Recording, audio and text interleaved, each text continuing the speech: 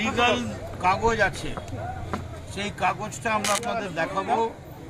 2024-এ central government একটা paper বার করে on street hawkers, একটা বুকলেট বার করে, তাতে ক্লিয়ারলি বলা আছে উইদাউট ইনফর্মিং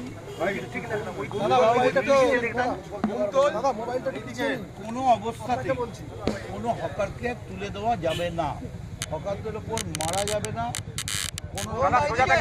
কোনো রকম অত্যাচার করা যাবে না।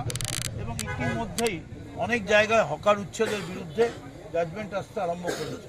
তো আমরা এবং ইতিমধ্যেই বহু জায়গায় হকাররা রাস্তায় ভিক্ষে করতে নেমেছে। আমাদের পার্টি আজকে এটাকে খুব সিরিয়াস কনসার্ন নিয়ে, কারণ পশ্চিমবঙ্গের সমস্ত মানুষের একটা বিরাট অংশ হচ্ছে হকাররা। এই হকারের ব্যাপারটা অত্যন্ত প্রাধান্য পেয়েছে এবং তৃণমূল কংগ্রেস এর ওপর খুব সিরিয়াসলি রাস্তায় নামার প্রোগ্রাম নিচ্ছে। 8 তারিখ অল ইন্ডিয়া মিটিং আছে, সেখানে নেত্রী যাচ্ছেন। আর এর মধ্যে আমাদের যারা এখানে আছি আমরা চন্দ্রিমাকে আর আমাকে হকার সংক্রান্তে হকার তো ভীষণই গুরুত্ব, তার থেকেও একটা অসম্ভব গুরুত্ব দিয়ে দেওয়া হয়েছে।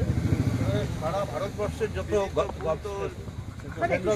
সেন্ট্রাল গভর্নমেন্ট অফিসেস আছে, সেই সমস্তগুলো, যেমন ডিএসপিতে 21 জন বসে আছে, এই সারা দেশের সমস্ত অর্গানাইজেশনগুলোকে আবার রিজুভিনেট করার জন্য।